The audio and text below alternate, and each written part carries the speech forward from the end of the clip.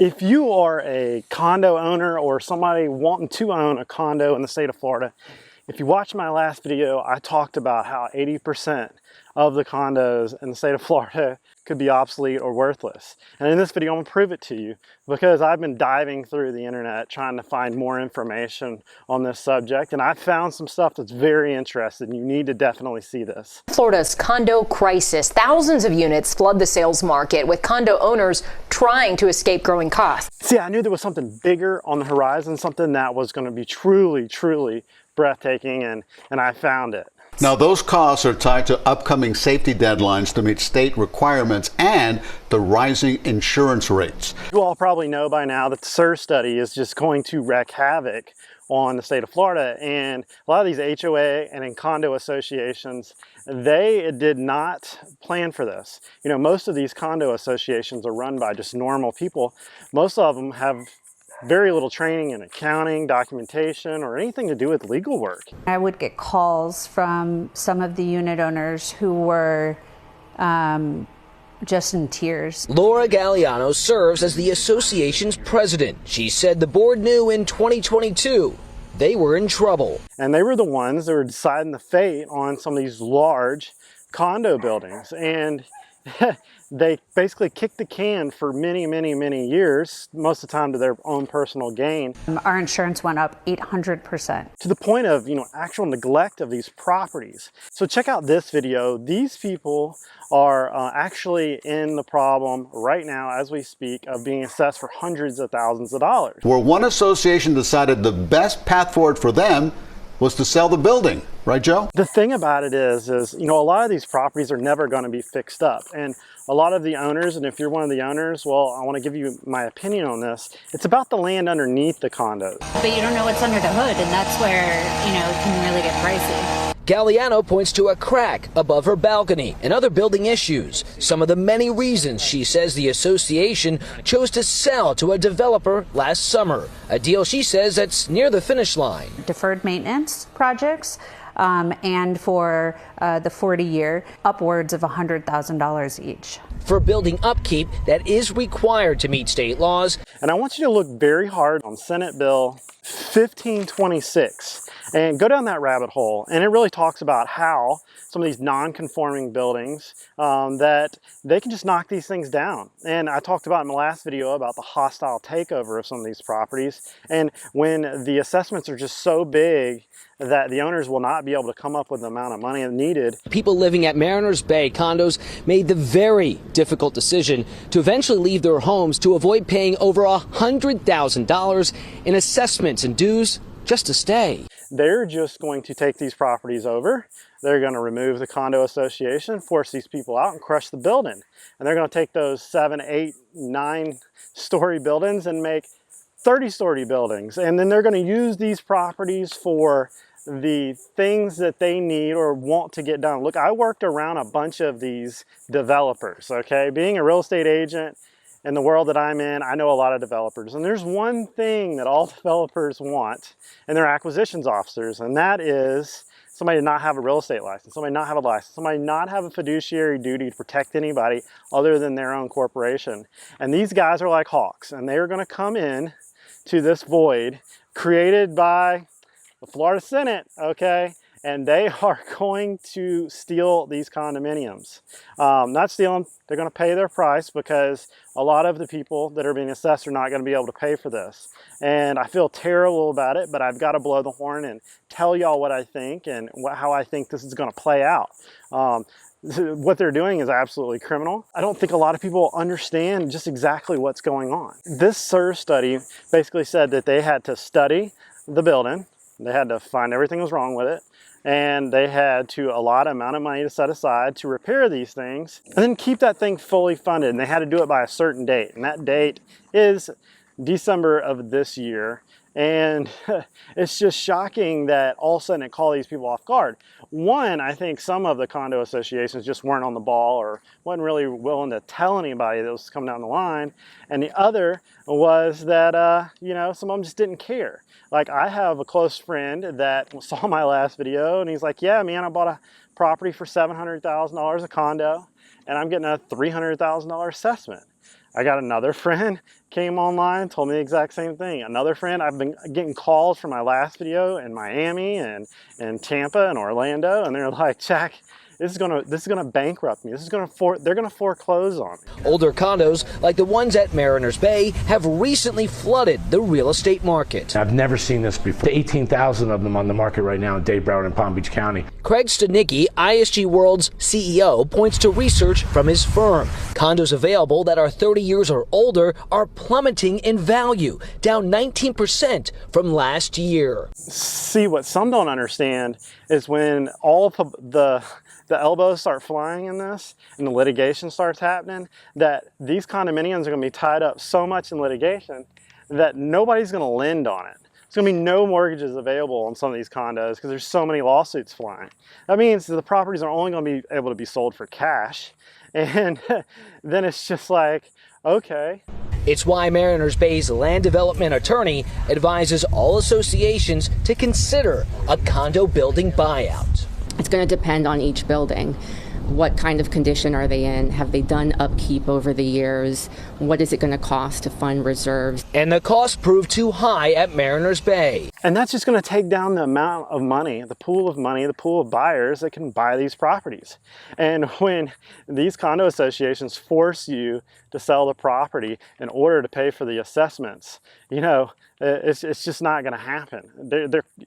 If you own a condo and you're in this situation, you might be caught with your hand in a cookie jar, but I'm not a lawyer. Buyer wants to take the risk of walking into a black hole in space. That's what a special assessment seems like at the moment, and the mortgage lenders feel exactly the same way. If you watch that video I did on all the different laws that came into effect recently about HOA boards, I talked about a lot of their fiduciary duty of these boards to get these properties right. I think some of them are past the point of no return, and the legislature has just said, you know what, we're going to wait until after elections to come in and figure this out. But I think what they're going to see is some of these properties are past the point of return, and they're going to have to extend this. You know, like this has happened in a lot of other types of real estate where, you know what, like let's talk about them, like kind of like during the pandemic, during all those foreclosures that were about to happen because nobody could pay their bills because they were locked down. This is going to be one of those that the tax rolls are going to really take a hit. So like all of a sudden, if these condos go from, let's say, $400,000 a piece to $100,000 a piece, and the property taxes go through the floor, well, we all know politicians have not actually planned for that, and they've always blown the budget. So what are they going to do? You know, what about the schools and the sheriff's department that needs all these taxes to keep funding the local government? Meanwhile, the condo market just cratered. But the thing is, these condos, concrete only lasts so long. So you might be saying, hey, Jack, how is that 80% of all the condos in Florida? Because 70 to 80% of all the condos in Florida are over 30 years old. A lot of them are over 25 years old. Big adverse effects on Airbnb, short-term rentals, renters of some of the condos, tenants, vacation, travel, everything if these properties start to stumble and falter. When I saw what they were doing with these condos, first thing that popped in my head was it was about the land underneath these condos, because these condos only have a viability. They only will last so long. You know, when I saw these giant pieces of concrete in there, I'm like, concrete starts to deteriorate after, the old rule of thumb was 100 years. It was 50 hardening, 50 softening. And the codes on these condos have changed since they built them. Last time they were studied was 30 years ago, okay, when they were built. You know, if you know the criteria they're looking for was any property over 30 years old, I think it's over 3 stories tall, or 25 years old within 3 miles of the water, right? And concrete only lasts so long, okay? And I thought from the beginning, I was like, well, how long do they think these condos are going to stand? Well, if they're 30 years old, last time they were assessed was 30 years ago, or last time they were looked at was 30 years ago, you're going to have cracking, you're going to have breaking, you're going to have rails falling off, you're going to have structural problems, especially around the water. Look, salt water will deteriorate anything. Air conditioning units are like doggone Skeletor after 5 years. Especially the wooden structures, like any type of wood next to the sea spray, not lasting that long. So you're gonna have serious assessments on some of these properties. And I was like, well, how long do they expect these things to last? Another 30 years? And I guarantee that concrete is gonna have to start having some problems. If you know about any house near the water, I don't care how you built it, it's gonna start settling. And when you take a 40-story high-rise, 50-story high-rise, and you think that thing's not going to settle or move or whatever, a guy called me the other day and he said that he used to work on some of these condos, and they would take over a condominium once it, like let's say the builder had a problem and you came in and had to finish the building, that some of these condos weren't square. They were off square by 4 feet at the very top. And you think of a building like that that's twisted just slightly, when you go 40, 50 stories in the air and you're off by 4 feet at the top, that's a lot of being off. Now think about all these condos across the state of Florida, I think like 1.8 million condos. And you think every one of them are gonna pass this study? This study is already rigged where you're not gonna pass them. It's like a home inspection for properties, you know, on a single family home. They just write stuff in there.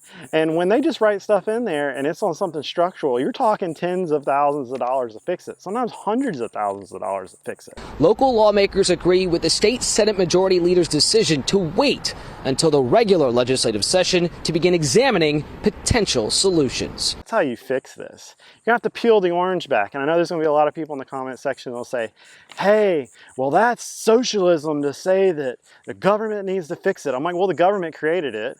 And then they created this condo association, these HOA associations.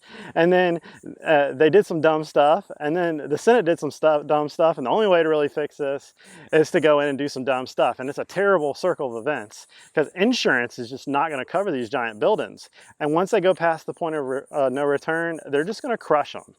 And they're going to build what they want, more expensive properties that'll push the local population out even more.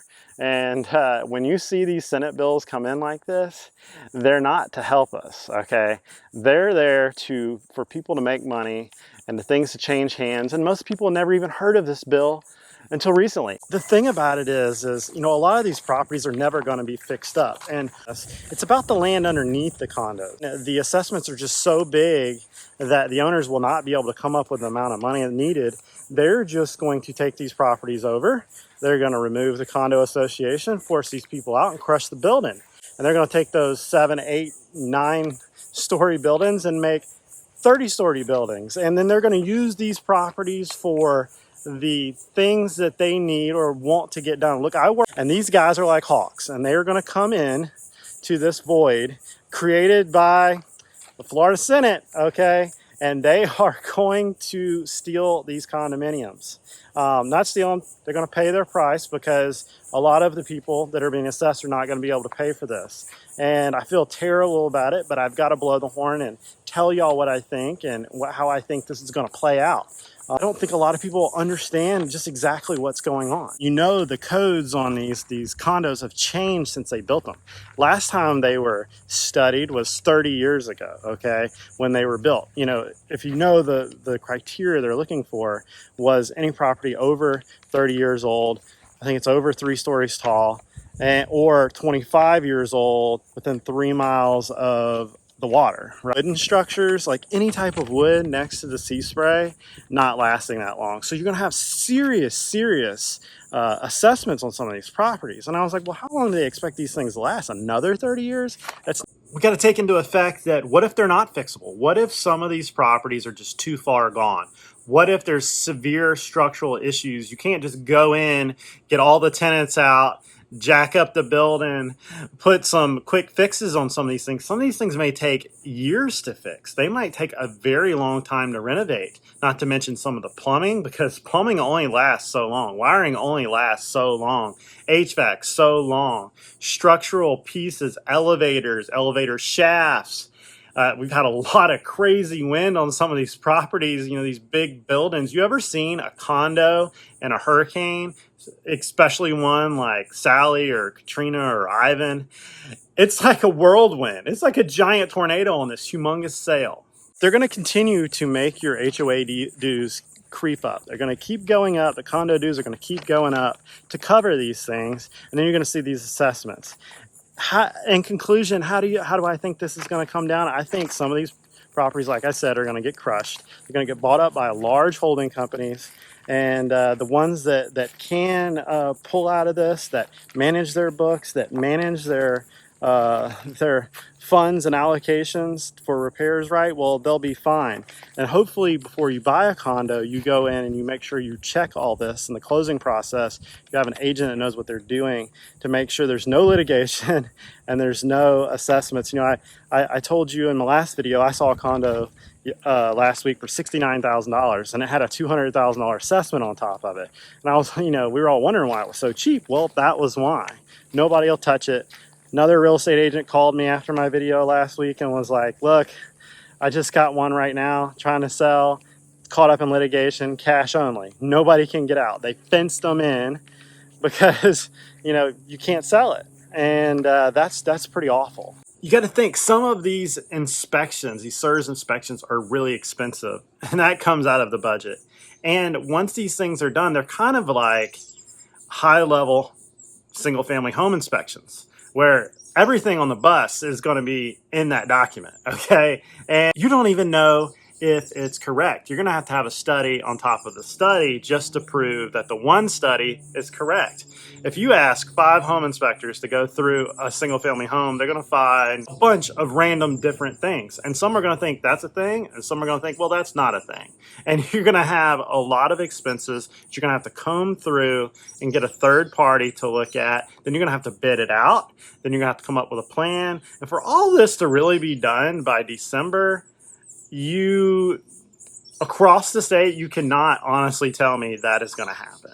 It's like a politician good idea theory. Should they have had a better handle on this? Yes. But to wave a wand and just think this across an entire state, that all these buildings were built on a swamp and they're going to just fix this, it's not happening. And the worst of them are the inspectors, because you have a contractor go in, architects, engineers, they build something. They know once they get this huge infrastructure up, it's off by 3 or 4 feet.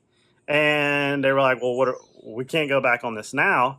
They just pay the inspector off. And, this is all theory, but this is what I think happens is they just get paid off. They sign off on it. They move on, and you can't really sue the city or the county or the state, sovereign immunity or whatnot. Good luck doing that. It's really hard, especially if you're just a person and not a large corporation. And that's how these things happen. See, this is happening right now in the state of Florida, and this is going to creep down the Gulf Coast and into other states and all the way up north, Georgia, South Carolina.